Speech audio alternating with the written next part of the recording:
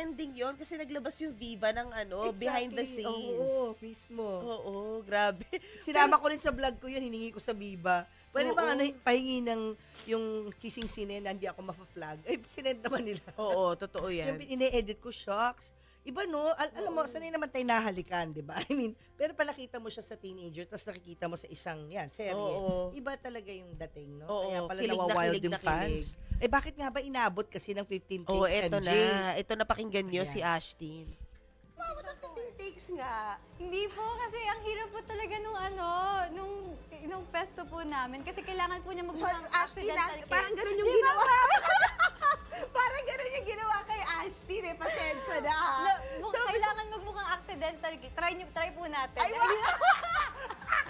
iba na Mahirap ata po talaga, yun. mahirap po talaga, Oo. promise. Mahirap po. Oh, so may explanation naman pala kung ba't umabot ng 15 Opo, hindi po takes. kasi siya yung parang ganyan lang, gano'n. Oo. Hindi talaga, kasi kailangan, nakatalikod po ako sa kanya, tapos kailangan, sinusway niya po ako, tapos magmukhang accidental yung kiss. So, ang hirap po na magmukhang accidental. Nga Oo. naman. Pero yung dedication nila sa behind the scenes, grabe makikita mo, no? Yung sinasabi nga ni Ashi nung una, nahihiya na nga raw siya kasi tumatagal na sila. Ayaw niya magbigay ng suggestions. But kalauna nun, i-upload ko rin yung soundbite niya na yun para sa mga fans ni Ashtin. Kalaunan daw, parang talagang nagbibigay na rin siya ng input niya para dahil nahiya na silang tagal daw nila. Nakatingin na lahat, no? Paulit-ulit daw yung mga, sure, di ba may mga may mga spectator, Exactly. paulit-ulit daw yung mga Eksena spectator. nila sa basketball game ba yan? Correct, oo. Eh, totoo naman kung hindi ikaw yung humahalik, may maano ka na, maalibad-barad ka na, di ba? Tagal naman ng dalawan to.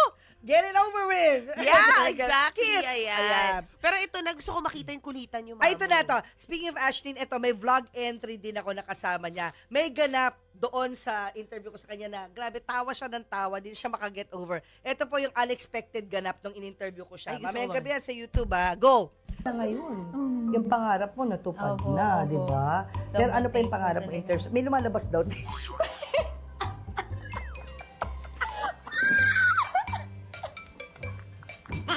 Kasi, sabi ko siya, ang init ho dito. So, pawis ako, nilagay ko dito. Ewan ko kung bakit, paano lumakad dito yung tissue. Okay. Oo, sabi ko sa'yo eh. Sa dibdib. Ako hindi ko ikakat to, ah. Feeling ko po kasi gano'n alam ko na kung bakit. Change topic na daw. Change topic na. Change topic na Hindi daw. ko makakalimutan mo yung tinanong ko. Hindi, nag-uusap talaga kami. Natakot na yung hilig ko. Sandali. Isasama ko pa rin to. Nawala yung bako. Sa sobrang likod ko ho, ganyan ho talaga ako. Gusto ko lang ipa-experience kay Ash. Parang classmates lang kami, di ba? Parang barkada lang. Kung 25 si Ash, ako, 55. 30 years, no? Oo. 30 years tanda ko. Pero Grabe. asa na pa maki-hangout sa mga kabataan. Sobra. Feeling bata ka lang. So yung Oo. tissue na yun, liwanagin ko lang, hindi galing sa kilikili ko. Dahil hindi naman basain yung kilikili ko. Oo. Dito galing sa dibdib. Wow. Sa Mama, baka kalikutan may ko, tissue ka pa dito. dyan, ha? Kasi Ay, parang hindi, malamig dito. para medyo, teary-eyed ako. Parang teary-eyed ako kakatawa. Ito, Ito hindi na. galing sa dibdib ko. Akala ko hindi galing. Hindi po sa kilikili ni Mamu galing tong tissue. Galing po sa dibdib.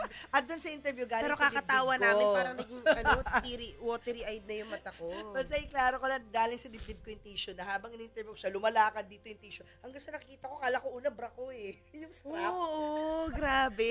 ay, tissue kaya ayun. Hindi nakaget over si, kaya hindi kami maging seryoso sa interview kasi tawa lang siya ng tawa.